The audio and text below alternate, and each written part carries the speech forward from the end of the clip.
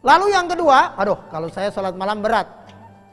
Wa qala al-akhar, lalu yang kedua mengatakan, saya sholat malam gak jago, tapi wa ana asumud dahra wala uftir. Saya gak jago sholat malam, tapi jago puasa. Kalaupun gak puasa memang saya miskin, gak ada yang dimakan, ya jadi gak hebat-hebat amat gitu. Tapi wala uftiru abadan, ana asumud dahra wala uftiru abadan. Saya akan puasa sepanjang hayat. Lalu yang ketiga ini gak jago puasa, gak jago sholat malam, tapi dia gak pede sama cewek. Maka yang ketiga waqala al-akhar, yang ketiga ini bilang wa ana a'tazilun nisaa fala atazawwaju abadan. Saya puasa gak jago, boro-boro jam 7 aja udah mie ayam, jam 8 sudah tongseng, pagi sudah makanan, boro-boro. Saya gak baju sholat malam, tapi kalau urusan cewek saya gak jago. Maka ana a'tazilun nisa fala atazawwaju abadan. Ini salah. Saya akan jomblo sampai mati. Saya akan menjadi presiden jomblo internasional. Nah, ini 3 sahabat ini. Lalu ketika Rasulullah mendengar ini, 3 persepsi sahabat yang datang ke istri beliau, maka Rasulullah mendatangi itu 3 sahabat tadi, meluruskan persepsi yang salah dalam taat, persepsi yang salah dalam mengiktiba, persepsi yang salah dalam ketaatan. Lalu Rasul mengatakan, antumul ladzi qultum kadza wa kadza. Pemirsa TV One, jadi Rasulullah mendatangi sahabat. Jadi kalau dia salah paham, gagal paham sampai mati berbahaya. Lalu dikatakan antumul ladzi qultum kadza wa kadza, sampean tadi yang ngomong mau sholat malam semalam suntuk gak pakai tidur. Antum tadi yang bilang mau puasa semalamnya gak pakai buka. Antum yang bilang kamu mau jomblo sampai mati. Betul, betul wahai Rasulullah. Lalu Rasul menjelaskan, wallahi inni la akhsyakum lillahi wa atqakum lahu. Wahai sahabat semua, terutama 3 orang yang salah gagal paham tadi, saya ini paling takwa kepada Allah. Saya ini orang paling la akhsyakum lillah, orang paling takut kepada Allah. Walakin aqumu wa arqudu. Walakin usalli al-laila wa arqudu. Saya sholat malam, tapi tidak semalam suntuk, tapi tidak dari isya sampai subuh. Wa ana asumu wa uftiru. Saya puasa Daud, saya puasa Ayyamul Bait, saya puasa Arafah, saya puasa Syawal dan sebagainya. Tetapi waktunya azan maghrib, Allahu Akbar, buka puasa. Ya, tapi jangan salah, asar azannya mirip, buka juga gitu ya. Lalu yang ketiga, saya juga wa atazawwaju an-nisa, saya juga menikah. Saya juga menikah.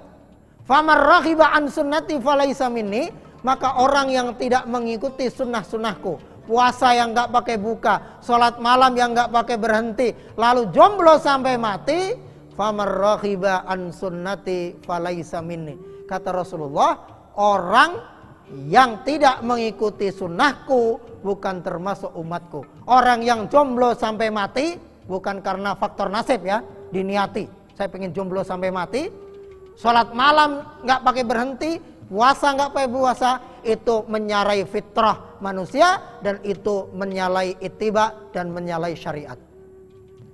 Pemirsa TV-an rahimakumullah. Jadi ini persepsi yang salah yang diluruskan sebagai bentuk mahabbahnya Rasulullah kepada sahabat-sahabatnya. Dalam urusan ibadah yang israf pun Rasulullah tidak menyukainya dan dilarang. Ada kisah yang lain. Dalam hadis yang di bab yang sama diceritakan akhon nabiyyu bainas Salman wa Abu Darda wa Abi Darda. Jadi di zaman Rasulullah itu adanya namanya al-mu'akhah bainal muslimin.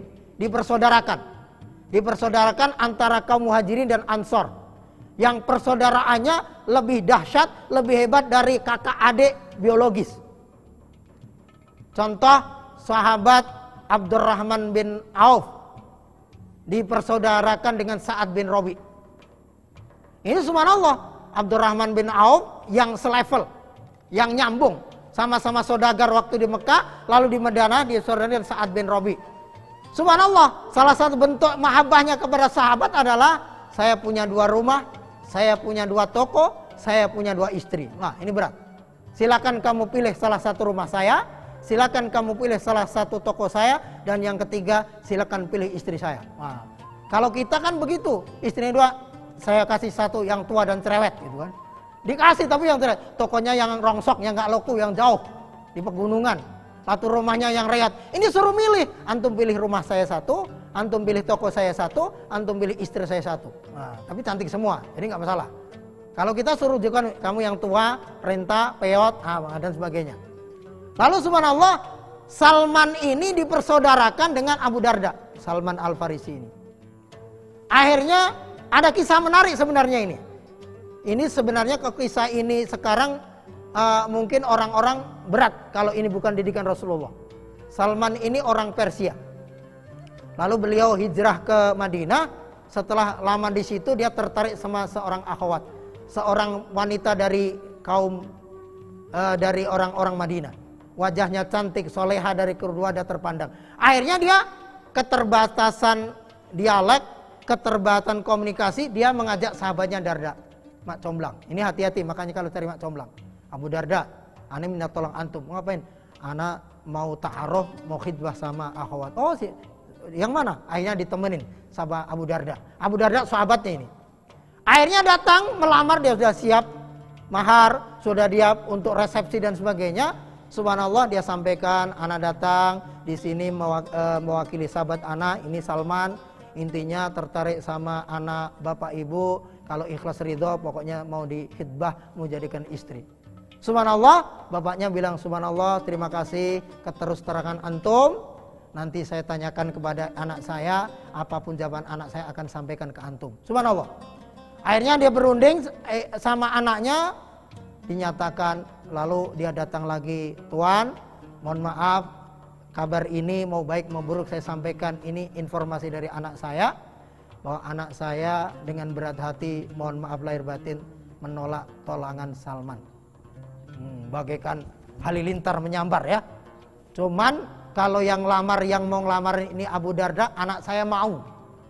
Subhanallah, kita bayangkan kalau ini terjadi di masa sekarang. Paling dia ambil obat nyamuk, pakai dia bunuh diri dan sebagainya, dan akan jadi cerita roman picisan aja. Karena sakit hati ditelikung sahabat sendiri. Yang lamarin, makanya besok-besok kalau cari khidbah, cari yang kakek-kakek. Nggak bakalan dia berpindah kepada dia. Jangan cari yang lebih muda, lebih ganteng. Wah, saya nggak mau sama yang lamarin. Nah, gitu, sama yang dilamar. Subhanallah, tetapi bagaimana didikan Rasulullah ini? Salman, demi Allah, hati memang berat. Karena yang dicintai ternyata mencintai teman sendiri. Ya, pemirsa TV bisa bayangkan. Akhirnya, subhanallah, harta ini saya serahkan ke antum. Silakan jadikan mahar. Dan saya siap jadi saksinya sendiri. Saksi terhadap orang yang dicintai. Berat sekali pemirsa TV rahimakumullah. Ini satu kisah. Dan akhirnya tidak mengurangi pertemanan sedikit pun. Walaupun orang yang dicintainya ternyata lebih mencintai teman sendiri. Mohon maaf yang ceritanya sama. Ya.